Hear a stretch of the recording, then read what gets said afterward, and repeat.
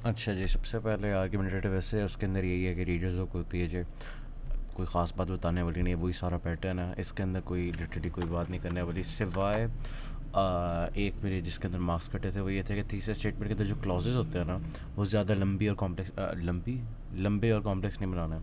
मतलब मैंने कुछ इस तरह से लिखा हुआ था कि मतलब ज़्यादा से कॉमास थे एंड भी थे, और मैंने मतलब बीच में सेमी कॉलम्स डाले हुए थे मुख्तलिफ आइडियाज़ को सेपरेट करने के लिए, क्योंकि आर्ग्यूमेंटेटिव वैसे था, मैं मेरी लाइन ऑफ आर्ग्यूमेंटेशन कॉम्प्लिकेटेड थे।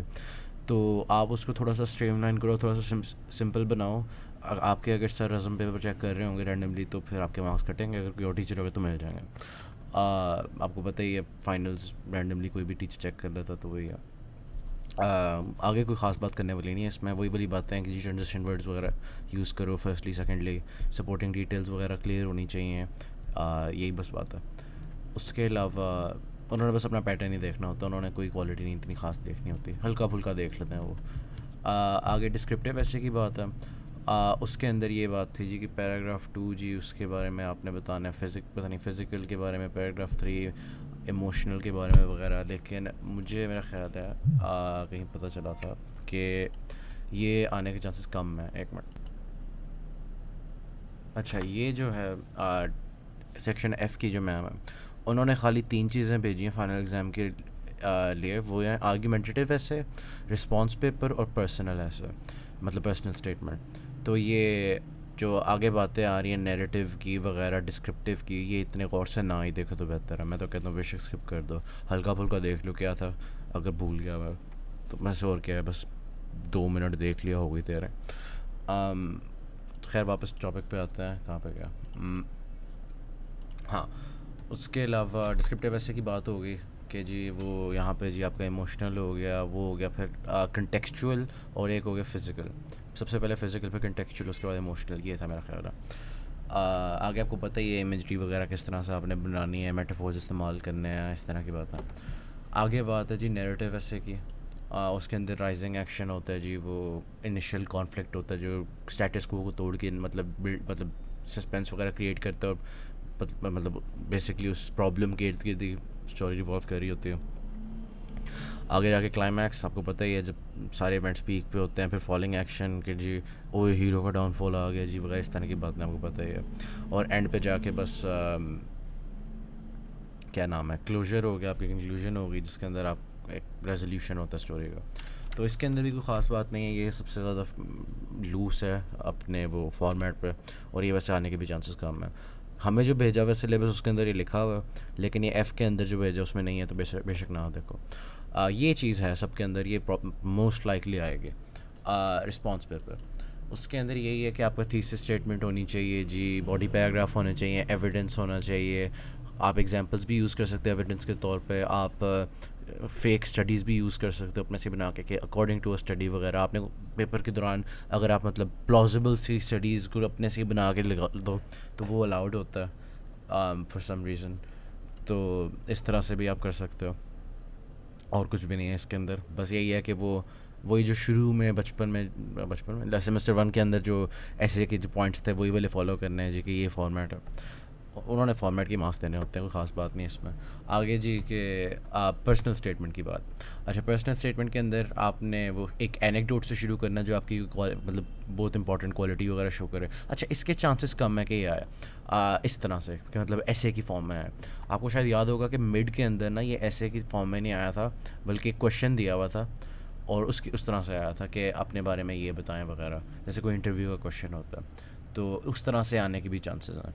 तो वो तो बस आपने ऑन द स्पॉट ही अपने से मतलब चुल्ले मारनी होती हैं, वो ख़ास बात नहीं है। लेकिन अगर पूरा आ जाए जी पर्सनल स्टेटमेंट का आप इंट्रो पैराग्राफ लिखो या इस तरह से करो, तो फिर उसके लिए देखने वाली चीज़ है कि एक एनेक्डोट से आपने हमेशा शुरू करना है। पहली लाइन ही एनेक्डोट होनी चाहिए, बिल्कुल भी एम्बिग्यूटी नहीं होनी चाहिए। चाहे आप पहली लाइन बिल्डअप है या जो भी है, आपने ये भी नहीं करना।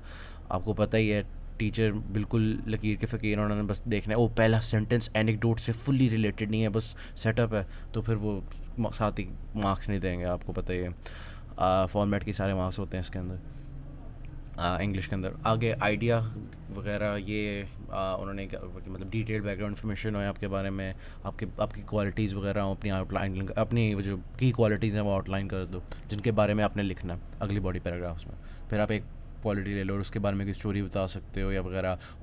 उसके अलावा मेरा ख्याल है सेकंड थर्ड पैराग्राफ के अंदर आपने अपना एक्सपीरियंस भी बताना होता है कि ये मेरा एक्सपीरियंस है जी वगैरह इस फील्ड में। और आपने मेरा ख्याल कंक्लूजन में अपने वो बतानी होती हैं एक बार फिर से कि वजहें क्या हैं कि आप यहाँ पे क्यों कर रहे हो। ये नीचे लिखा हुआ है reiterates why the candidate is interested in the program. अब ये उन्होंने लिखा नहीं हुआ कि पहले कहाँ पे लिखना है कि आपकी वजह क्या है, लेकिन रीइटरेट्स का लफ्ज़ लिखा हुआ है तो इसका ये मतलब है कि ऐसे के अंदर पहले कहीं आपने लाजमी मेंशन करना है कि एडमिशन होना क्यों ज़रूरी है और क्या पर्पज़ है, क्योंकि यहाँ पे रिपीट्स का लफ्ज़ इस्तेमाल हुआ है, रिपीट्स पर्पज़।